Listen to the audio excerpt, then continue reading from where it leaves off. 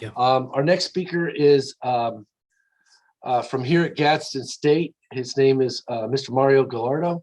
He is the my brain is going on me. Excuse me. The department chair for our art division.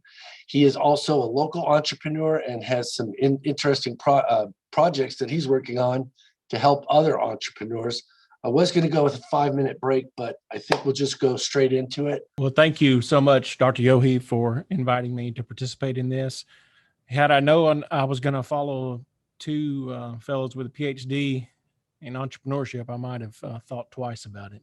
So I'm going to be talking about entrepreneurship, but not really from an academic point of view or even from a point of theory, but from my own experiences. And I'm going to be talking to you about basically 3 areas of entrepreneurship that I have been involved in, I guess you could say, over the last 10 years. One would be arts and cultural entrepreneurship, and you could also lump in education there with that. And the other being small business entrepreneurship. And then finally, the final project that I'm going to talk about is specifically a community development project with a focus on workforce development and entrepreneurship. So I'm going to talk about those areas. So you can see my titles, some of my titles there on the screen. I'm a full-time instructor at Gadsden State. I'm also the chair of fine arts here. So I oversee the visual arts department, the music department, theater department, and the Wallace Hall Fine Arts Center. Outside of the college, I'm the executive director of the Walnut Gallery. I'm going to be talking to you about that. And my wife and I own Al's Hollow Farm. I'll be sharing some of that with you. And then I'm also the founder, and I guess you could say co-founder, because I have a business partner, of Town Creek Village. And that's going to be the final project that we talk about. The previous presenter mentioned side hustles. I think I'm really a believer in side hustles. I think that's really the majority of what I do, I guess you could call it, would be a side hustle. So I'm going to be talking about things that I'm passionate about. Some of the things that have been said already are things that I'm going to be bringing up, that entrepreneurship requires a certain amount of courage and willingness to step out and take risks. A lot of the things that I've been involved with seemed kind of crazy at the time, both to me and to other people, so you have to be willing to push past those initial fears when you have a vision, and you have to be willing to put in the work and sort of see that happen. So the first thing that I'm going to talk to you about is a project, which is really a community arts project, the Walnut Gallery. It's a 501c3 organization that promotes contemporary art in Gadsden. It started in 2007. A friend of mine was looking for an apartment, and we stumbled on to this beautiful upstairs space, and it didn't really suit his needs for an apartment, but we were just wowed by the space and thought, wow, this could be a really cool art space. And so I accidentally sort of came upon the idea of starting the Walnut Gallery. It had been something sort of ruminating with me for a while, not to speak ill of any other sort of cultural art institutions, but for me personally, I didn't see the kind of contemporary art exhibitions happening. I didn't see the kind of community projects that I wanted to be involved with. And through the Walnut Gallery, I was able to work with other people and form partnerships to sort of make the environment that I wanted to experience, to sort of be involved in creating the artistic and cultural experiences. So on the screen, you can see an image by an artist using hornet's nest pressed into a mold to create a human form. I'm going to go through some of these really fast, just show you images of the gallery. This is an art installation made from corrugated plastic, so the same material that would be used in a yard sign. So our first location was in what was called the Oddfellows Hall, which was an upstairs sort of open space that we converted into an art gallery. So along with the exhibitions, one of the things that I'm really proud of is that the Walnut Gallery brings different art forms together. So here you can see the Downtown Dance Conservatory doing a responsive, or you could say an interpretive dance around the installation. We also promote literacy, and so we have poetry readings and film screenings. And so it's really a coming together of a lot of different art forms.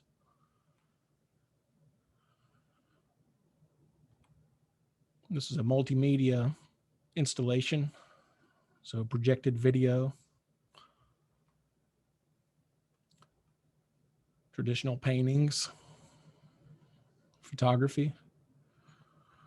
Openings are really a great moment.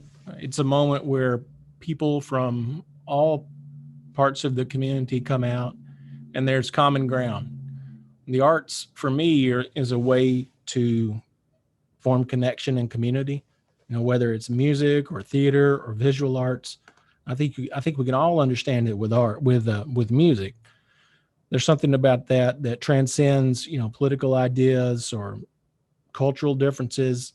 There's a rhythm that we can all connect to, and the arts have that way of connecting us and building the community. So sort of the driving factor beyond what I'm doing through the Walnut Gallery is to create community. And when we have art openings and people come together, it's really a special moment for me, especially for a large majority of the people who come to the openings who have really never been to an art experience or an art opening. Many of the people who come are students of mine in art appreciation courses.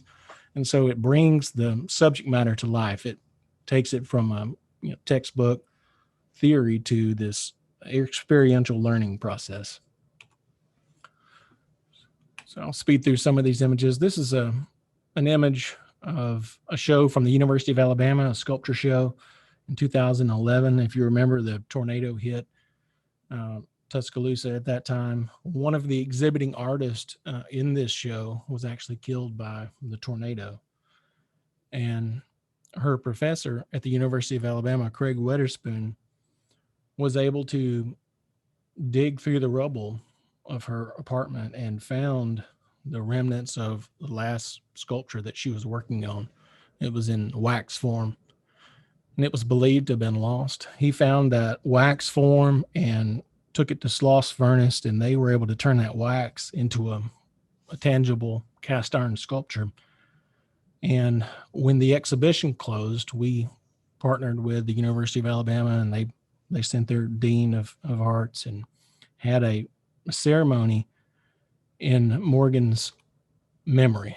So Morgan Siegler was the artist, and in this image you can see her mother and her father here, and we were able to present them with this sculpture, which is really sort of the last thing that their daughter created. You can see her classmates and the professor there. I show this because it's really an example of the power of art to transcend beyond just sort of aesthetic concerns. It's not just about, you know, pretty pictures. It can be a very powerful thing. It can heal. It can bring people together. In this case, it was a really poignant moment, and I'm so glad to have been a part of it. So the Walnut Gallery started on a dime. It started with me and a friend of mine, a colleague, and we formed a nonprofit. Neither of us had any money to make it happen, but we had a vision, and we knew that we wanted to promote the arts, and we knew that we could bring a certain vitality that the community would respond to. And so through partnerships and through teams that were put together, we've really been successful. And one of those partners has been the Mary G. Hardin Center for Cultural Arts.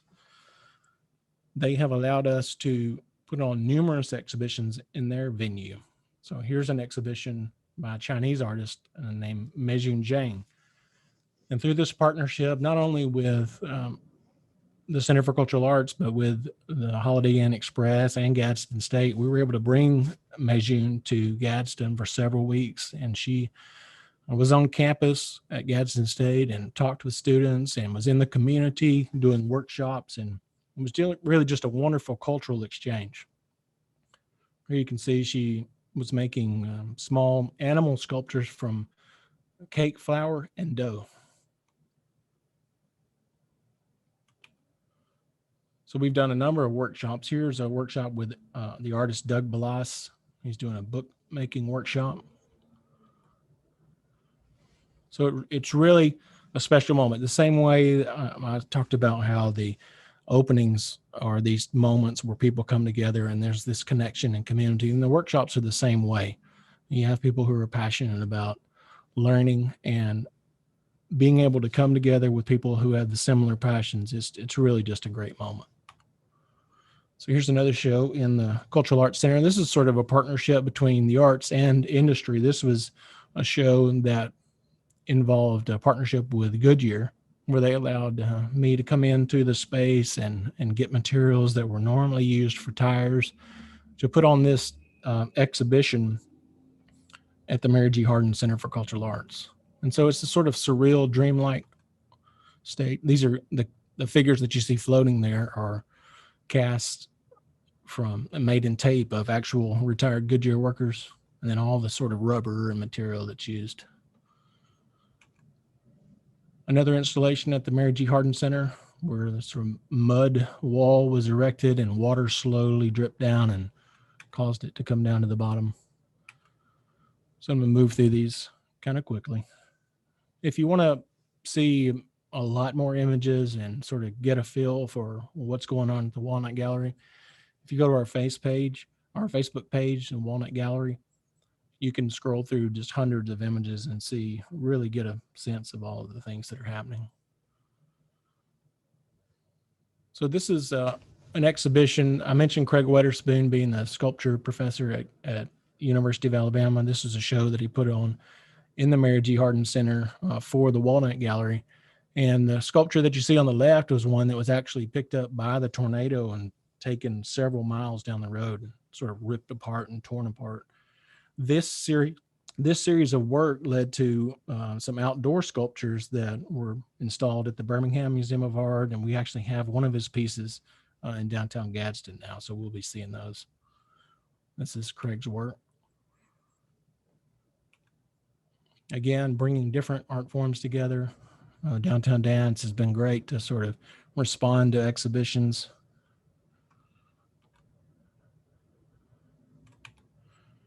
So I mentioned that one of the things that we do at the Walnut Gallery is not only promote contemporary art at the gallery, but we're actively involved in promoting public sculpture. So if you drive through downtown Gadsden, you'll see sculptures up and down Broad Street. If you drive to some of the surrounding neighborhoods, you'll see sculptures installed. We have actually a grant that we're working on right now from the Alabama State Council on the Arts to bring in 10 more public sculptures. And there are a number of people in the community who are also interested in this, and including the Gadsden Museum of Art and its director, Ray Wetzel, who's been heading up a mural project that's also sort of increasing public access and the arts. This is a sculpture by Dee Dee Morrison. So all of these pieces were originally supposed to be installed for 2 years. This one's permanently installed now at no cost to the city. This was in Alabama City. This one is installed at the Gadsden Public Library. This is a permanent installation. Here you can see a sculpture being installed at the Carver Center. This is a permanent installation. Here's the sculpture by Craig Weatherspoon. This is him bolting it down to the concrete. When this was first installed, this was one of the first sculptures that was installed, and it was a shock. It was a sort of an aesthetic shock to people to see it. And there was actually a letter, or maybe not a letter, I think it was on Facebook, that someone went in this long rant about how it wasn't a opprobrious sculpture and it was a public outrage. But over time, I think people have sort of grown to love it. It's sort of like, the Eiffel Tower, when it was first put up, it was a shock and surprise, but now it's something that, the city of Paris cherishes. I think that these public art pieces that are going up all over Gadsden have been accepted, and there's a sort of change in the mentality for the city. It certainly is exciting during First Friday. You can see kids climbing on it and inside it. Another project that the Walnut Gallery was involved in. This was several years back. It was the Million Bones Project, where we partnered with area schools, and the students created handmade bones from plaster. And this was a larger project. The Million Bones Project is a nationwide project where the artist organizer wanted to bring attention to genocide. And so they encouraged communities to create these works and to talk about genocide, and then gave the opportunity to take those to Washington, D.C. and put them on the mall. So you can see we were part of a grand installation. So a team of us went to Washington, D.C. and put about 10,000 bones on the mall. I mentioned that we also sponsor literacy. So we have an ongoing poetry series, and we try to have a series that relates to the exhibitions that are on display. And this is a partnership with several educators and local poets. You can see Dave Murdoch there. He teaches English at Gadsden State Community College, Bill Thornton and Tabitha Bozeman. But it's open to the community, and so the community is involved in the readings. It's really a great moment. Another thing that we're really proud of at the Walnut Gallery is outreach education. So linked with the poetry series, we've done multiple poetry workshops and outreach educational activities. This is one at the Gadsden Public Library. This is Irene Latham. So she worked with children to develop poetry, and then they read these to each other. This is Alabama Poet Laureate Susan Walker. She came and did a reading and ended the night. It was just a really beautiful poem. If you go to our website, you can see the video of it where she sings this sort of love song about her and her husband, and it's really great. So this is Dave Murdoch and Sue. So just to go through some exhibitions quickly, this is a mug extravaganza and some related imagery. We had a coffee barista, a sort of local entrepreneur, set up and sell coffee for this event. Some of the programming that we do also is a way to promote the arts, the craft that's made in Alabama. So it's not just contemporary art. The G's Band quilts is an art form that's really, it's craft, but it's become recognized worldwide almost as contemporary art. So we traveled to G's Bend, met the quilters through a connection that we had here in Gadsden. Nanda Patel, who owns the Holiday Inn Express, she put us in touch with them, and we traveled down and got to know them. I got to pick out quilts and brought those back to the Walnut Gallery, and they actually came and they were part of a gala event and talked to us about their work and sang to the people in attendance.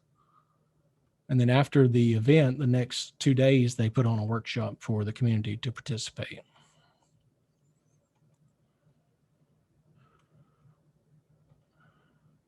So we also do film screenings. This was one that I'm really proud of. This was a film screening of Concrete, Steel, and Paint by Cindy Burstein. And this film was about how the arts could bring people together and bring about reconciliation. It was a film about how the victims of crimes and the perpetrators of those crimes worked on artworks together. And so when we screened this film, we screened it at the Pittman Theater in Gadsden, and we invited the Etowah County Sheriff's Department to bring inmates to watch the film along with the public. And they came and they participated in, watching the film and in the question and answer series at the end. And it was really a great moment. So I'll fly through this. I don't want to spend too much time on the Walnut Gallery, but you can see in some of these images just the sort of shared joy and sort of excitement of experiencing the arts. Oktoberfest is one of the partnerships that we have that both promotes the art and local business. This is with the Back 40 Brewery, where we come into the brewery, set up art displays, have live music, and people get to enjoy the beverage of their choice and eat foods that relate to Oktoberfest. So in 2013, we lost the lease in our space in the Oddfellows Hall, and we needed a new venue. And after looking around, really only about a block down the road, we found a former church that had been sitting and abandoned. And we were able to purchase this church, and we immediately put a new roof on it and started to renovate the interior. You can see my daughter there holding out an offering plate there. So you can see what the interior was like with the pews, the red carpet. And so what we did was we immediately gave the pews to the city. And so they have that in a courthouse. They have those in a courthouse now. And then we put up walls in the space, and we converted it into an art gallery. So this is what it looks like now. In the back, we have also converted that space for an artist in residence apartment. So an artist can live and work at the space and provide outreach education. Here you can see some exhibitions in that space. And again, it's just, if you look at this image, just the cross section of people. I just really love seeing community come together. So some of our shows are more traditional, and some push the bounds of what art is and what people consider art to be.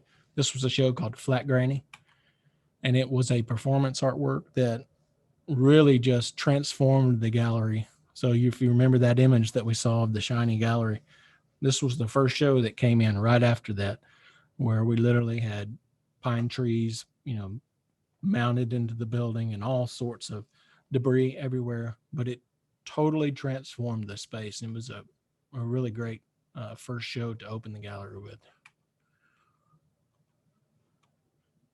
I'm going to move through these kind of fast now so we can get past this to my next ones.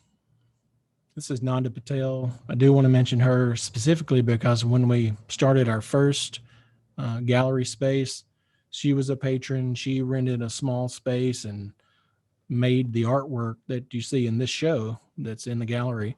She made this as sort of a student of the Walnut Gallery, but she's also been a great patron and supporter.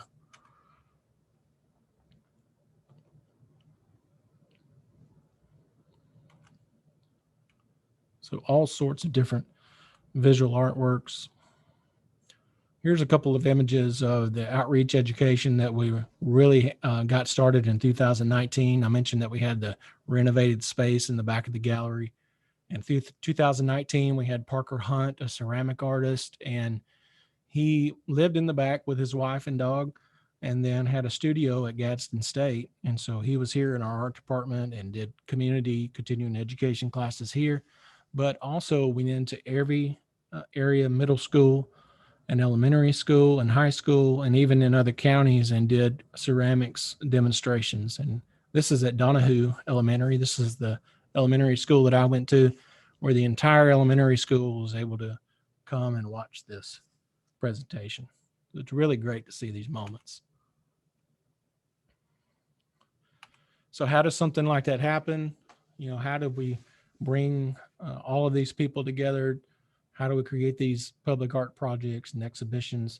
It happens through partnerships and teams. And the thing that I would say in terms of contributing to our discussion about entrepreneurship is that you need to find the right partners, and you need to learn how to collaborate, and you need to be able to share a vision.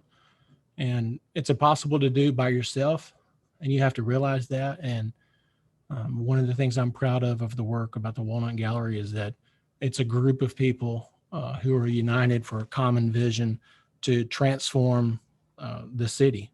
And I believe that the arts can do that. And if you look at Chattanooga, for example, not too many years ago, it was sort of a rundown industrial city, but they've used the arts and culture to totally revitalize that area. And that's sort of my vision for Gadsden, is to use the arts as a way to promote economic development, along with the benefits of the cultural development. All right, so that was the Walnut Gallery. I'm also a co-owner. My wife is really the driving force for Al's Hollow Farm, but we are a family-owned farm. You can find us online on Facebook, and you can find us through our website, alshollowfarm.com. We are located in North Gadsden, and it's a hydroponic farm. So in 2000, I believe it's 2016, my wife and several years before that, my wife and children were really involved in the community gardens in our neighborhood. And it just really sparked an interest to look for land to maybe start a farm of our own. And one day we were driving around in North Gadsden where we knew that some land was for sale, excuse me. And we asked the person next to the property about it. And he said, well, if you want to, start a farm, why don't you buy mine? I'm about to retire. And we just sort of looked at each other and thought, wow, this is crazy. But we jumped in. We didn't know how in the world we were going to do it. And we didn't have the money to buy a farm. We lived in a 100-year-old house downtown that was in need of renovation before we sold it. So we went ahead and said, yes, we'll do it. But the only way we're going to do it is if you bring us in, train us how to run the farm, show us, what's going on. And so for about 2 years, I worked on renovating the house, getting it ready to sell. And Lisa and the kids went to the farm every day and learned how to work it. We took it over in 2018, and it's been successful for us as a family farm. It's continuously growing. You can see our sales there for a small farm, a family farm. That's not bad. From 2018 to 2020, so over $1 million in sales, and we're projecting that by the end of this year we'll have about $500,000 in sales. So it's really just been a wild ride, for the last few years. I grew up in Gadsden primarily, which I know anyone who comes from a big city, hearing someone say, well, I lived in the city, in Gadsden, Alabama, is sort of a laugh. But I was used to being very close to everything and everything really, just at a moment's notice away. But this is living out in the country is just a little bit different. So I'm getting used to it. But I'm really proud of my wife and family and all of the effort that they've put into making this farm successful. So I don't know if you know what hydroponics is, but it's primarily we grow lettuces, floating them in a nutrient solution. So when you're starting a business, it doesn't hurt at all to have some good PR. Here's my wife, Lisa, on the cover of the Gadsden Style magazine. They came and did a whole story about, our family and the transition that we were making. So there was a lot of good, I would say, a good sort of warm vibes in the community about the farm and us taking it over. Here you can see my family and our dogs. We've added a number of dogs and animals since this photo. So what do I get to do at the farm? Well, I get to do what I love best, and that's to cook with the wonderful produce, to create beautiful plates. I get to do the marketing and assist with that sort of side of the farm. Obviously, I'm very involved in what I do at the college and in the community. And so it's a team effort, but it's primarily my wife and children who are really making this work. Some pictures from the farm. So it's about a 60-acre farm, and most of the growing is done in a 20,000 square foot greenhouse facility. So this is heated and cooled so we can grow vegetables year round. When we took over the farm, it was really, I think, trying to be all things to all people, and was growing just about every vegetable you could imagine. And the only problem with that is that different vegetables require different heat, and to keep tomatoes growing in the summer, you have to really expend a lot of energy to keep the greenhouse warm. So what we're doing is we are trying to focus in on what we grow best, and that's a variety of greens, and those can stay at a much cooler temperature in the winter, and cooling the greenhouse is a lot easier than trying to heat it because we use water walls and fans to exhaust. So you can see some of our greens, different lettuces. You go through a laundry list of all of the greens that we sell. Probably the biggest moneymaker is the arugula. So they will cut off, 10 or 20 pounds of that every day to sell to local restaurants. And I'm probably underestimating that quite a bit. But they sell our products in markets, including the Pepper Place Market in Birmingham. This is the largest market in Alabama, and the Fifth Street Market in Gadsden, and to a number of grocery stores. We are in all of the Johnson stores, which are in Gadsden and Atala and Jacksonville and the surrounding communities, and then a number of Piggly Wiggly stores in Birmingham. We also supply local restaurants. This is a beautiful rainbow. This is really not only supplying a restaurant, but also a partnership. So Beautiful Rainbow is a program that is a partnership between the Gadsden City Schools and the Gadsden Library, where they have a restaurant, and the people who run the restaurant are students with cognitive disabilities. And it's really just an amazing program that's taken off. It's something that I encourage you to look up to find out more about. But we help them by getting starter plants ready for their garden, and we sell them a lot of the produce that they serve. We're in several restaurants in Gadsden. One of our biggest sellers of our salads is Blackstone Pub and Eatery. This is my favorite salad. You can see on the screen, the Frankie B and the Hoff. So we're in all sorts of places. We're in that community programs restaurant, the pub, but we're also in higher end restaurants in Birmingham. For example, this is Hot and Hot it's Chris Hastings restaurant, and Chris Hastings is a award-winning chef, and he takes our arugula to the next level. You can see that here in this image where he's creating the soft shell crab BLT. So this past year, when the pandemic hit, it really shook us, for a little bit, trying to figure out what are we going to do, because a large part of the business is the Pepper Place Market. If you're not familiar with that, it is just a large market in Birmingham, and thousands of people come, and it can really make your year.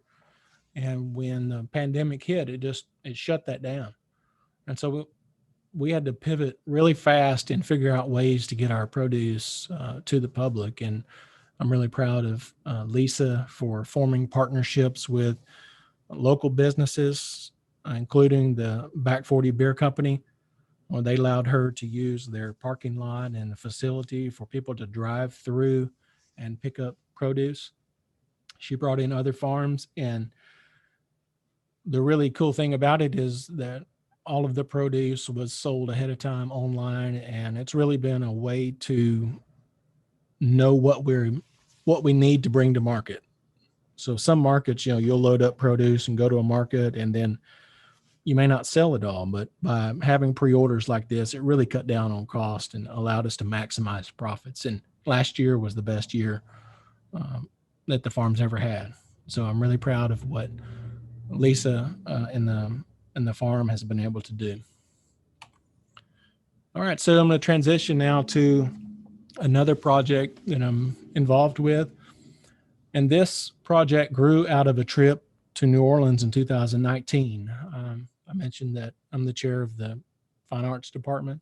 Well, the music department traveled to New Orleans to do music performances and to visit music sites. And we went to one place in the middle of the Ninth Ward, and it was the Ellis Marcellus Center. And this facility was instrumental and is instrumental in a transformation of that entire neighborhood and community where this fine arts facility was built. It became a haven for artists who moved into the community. The rundown houses around that facility were fixed up, and it became an affordable housing neighborhood for artists and musicians. And it's really a beautiful thing. If you've never heard anything about it or seen it, I would encourage you to look it up. It's the Ellis Marcellus Center. And it's created just a renaissance and revitalization of that area.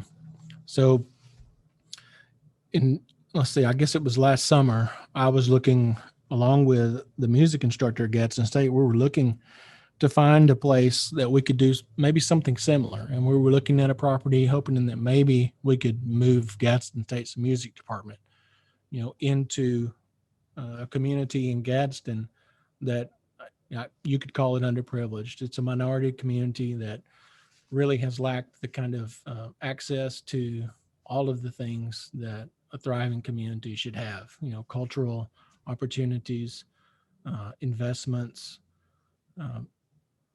So what we saw this project doing was taking these sort of cultural things that we asked that community to come and experience. We asked them to come to, Gadsden State or to other places, but what we wanted to do was say, how about we bring it to you and this be a part of your community? So that was the genesis of this idea. And in looking for properties, I came upon this factory, this former mill, and the vision grew beyond just the music center. The music center is still part of it, but there's so much more potential in this space. So you can look this project up. It's towncreekvillage.org. So basically it's going to be a facility that promotes the arts, entrepreneurship, continuing education, community agriculture, and we want it to be a revitalizing project for this neighborhood. It's a grand property. So this is a 10-acre property, and the structure is 180,000 square feet. If you've ever been to Low Mill in Huntsville, you could look at this and immediately sort of see the vision of what we're wanting to do, except bringing in the ideas of this being an entrepreneur center and a workforce development center, and a sort of fusion of those ideas and the arts coming together. Here's an image of the interior. It's basically a wide open space. So what we want to do is come in, and where you see the window walls, we will create artist studios and maker spaces. So you could have a 1-window studio, 2 or 3. So we'll build these out to suit. And we hope to have, about 100 studios. We're also going to create office spaces and maker spaces. And we're talking with several partners to come in and help facilitate a business incubator program so that we can concentrate resources in that facility so that people will have access to legal advice, financial accounting advice. People at the Chamber of Commerce will act as mentors. So we're really working on that kind of framework, and we think we've got a partnership in place that will really help us accelerate that. But we're also going to be partnering with higher education. So Gadsden State Community College, the University of Alabama Gadsden Center, and Jacksonville State University. What we want to do there is have opportunities for the community to engage in continuing education classes, from a broad range of categories, whether it be entrepreneurship or creative arts or gardening or you name it. So we want it to be this sort of point of access that, could even lead to further education down the road. We want to have a residency program. So we will be looking to bring in nationally recognized artists, makers, and scholars. That can include entrepreneurs to come and work in the facility. We will give them a space to work on their research. That will include a studio if they're an artist, or a workspace if they're an entrepreneur, along with on-site housing. So I'll mention that in just a moment. I think a really big part of what we're going to be doing is the community agriculture. The 10-acre grounds at the back of the facility is just an amazing spot that is really unlimitless in terms of what could happen. When we first looked at it, my wife and I said, wow, we could, how many greenhouses could we put in here? But what we want it to be is we want it to be a community organized and community run agricultural program that not only provides access for the community, to healthy food, but also could service markets that would be on site and could work with our food and entrepreneur components. I mentioned that we want to have the music center. So we'll have retail spaces. We hope to have several restaurants. We definitely want to have a test kitchen, a bakery. and even sort of work with the idea of maybe incubating food trucks on the property. And then an important component is going to be the affordable housing that we have there. So we want to build out these efficiency suites so that we can attract potential entrepreneurs. What we're looking at doing is this is for Gadsden, but it's also to reach out to people around the country who might be wanting to start a business or might be wanting to start a creative practice, but can't necessarily afford to have the studio and living space in a larger urban area. And so we're going to have these price points that are affordable, and we will use that as a way to recruit people to come and start a business or come and start your creative practice. So just a little bit of an idea of how it's going to be broken down. So we'll have a performing arts center. Connected with that will be all sorts of workforce training. So learning audio engineering and lighting and video. There'll be a recording studio connected with that, and then educational classes. And then there's all of the sort of wide open space that we will subdivide into offices and studios. You can see the test kitchen. And then there's a space that we really haven't figured out. It's about 25,000 square feet. We know we want to do some hot things out there, whether it's a metal shop or a fabricating space or a foundry. So this is an interior view of the Ellis Marcellus Center in New Orleans. They allowed us to get a copy of their blueprints, and we were able to superimpose that on the square footage of the warehouse at one end of the property, and we're able to develop this footprint so it would fit beautifully into the existing space. You can see just an example of how we'll build out the studio spaces. This is an image from Low Mill. So they already have something like this working there, except it's just artist studios.